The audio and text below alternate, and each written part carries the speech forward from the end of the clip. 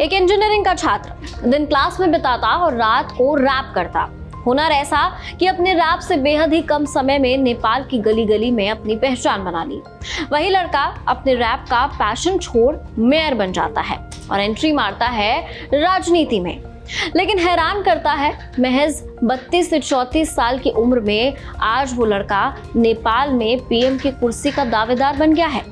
नाम है बालेन शाह। बालेन शाह बिना किसी पार्टी, बिना किसी संगठन और बिना किसी राजनीतिक अनुभव के जनता की उम्मीदों का नया चेहरा बनकर उभरा है। रैप स्टेज से सिंह दरबार तक सोशल मीडिया और युवाओं की शक्ति ने रातों रात उसे नेपाल का नया सितारा बना दिया। लेकिन सच तो ये है कि ये सफर किसी के भी गले के नीचे उतरना थोड़ा मुश्किल है। एक रैपर से मेयर बने नेता पर इतना भरोसा कि जनता सड़कों पर आ जाए, पूरे देश को आग लगा दे। खैर, बड़ा सवाल तो ये है, क्या बालेन शाह होंगे नेपाल के अगले प्रधानमंत्री? लेकिन उससे पहले जान लेते हैं कि आखिर बालेन शाह है कौन। हाय, मेरा नाम है सृष्टि, आप देख रहे हैं एबीपी लाइव। मई 2022 में बालेन शाह ने नेपाल की राजधानी काठमांडू की मेयर का चुनाव जीतकर पूरी राजनीतिक व्यवस्था को चौंका दिया था।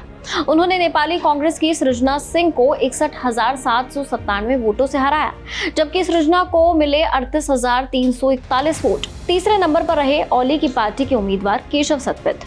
निर्दलीय बालेन शाह ने स्थापित पार्टियों को हराकर ये साबित कर दिया कि युवा नेतृत्व और नई सोच के लिए कोई पार्टी या संगठन जरूरी नहीं है।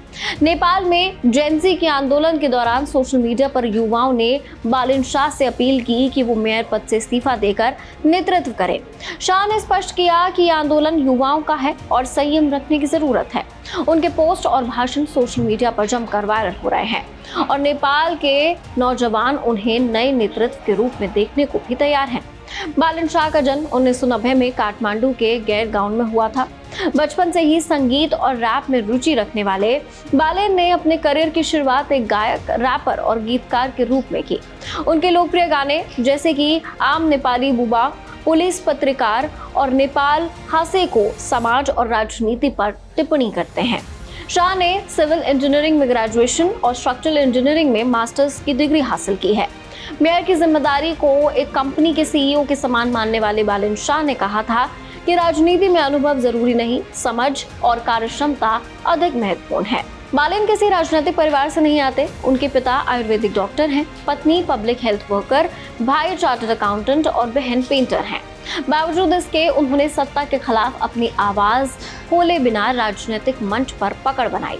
नेपाल के राजनीतिक जानकार बताते हैं कि बालेन शाह का लोकप्रियता का रहस्य उनकी व्यक्तित्व और बोलने की शैली में है। उनका विरोधी राजनीति के खिलाफ स्पष्ट और कभी कभी विवादास्पद भाषा का प्रयोग युवाओं और सोशल मीडिया पर असर छोड़ता है। मेयर का चुनाव जीतने के बाद बालेन शाह ने कहा था, आगे की राह आसान नहीं है, हमारे अभियान की परीक्षा अब शुरू हुई है। देश के हर मोहल्ले में बालेन खोजने होंगे जो परिवर्तन की जिम्मेदारी ले सके। अब नेपाल में सवाल उठ रहा है, क्या ये रैपर और मेयर रातों रात चमकने वाला युवा नेता देश के सर्वोच्च राजनीतिक पद पर कदम रखेगा? युवाओं का समर्थन और सोशल मीडिया की ताकत इस संभावना को और मजबूत करती है। रैपर से मेयर तक का सफर बालेन शाह के लिए मात्र शुरुआत है। नेपाल की नई पीढ़ी को उनके नेतृत्व की तलाश है और अगर इतिहास को नजरअंदाज ना करें तो ये युवा नेता जल्द ही नेपाल की राजनीति में एक नई क्रांति का प्रतीक बन सकता है। लेकिन फिर भी अंत तो इस सवाल से ही होता है, क्या ये फिल्म की स्क्रिप्ट नहीं है? क्या किसी की जिंदगी में ऐसा होना मुमकिन है? क्या वाकई ये ओवरनाइट फेम है या इसके पीछे कोई बड़ी ताकत जो फिलहाल अदृश्य है?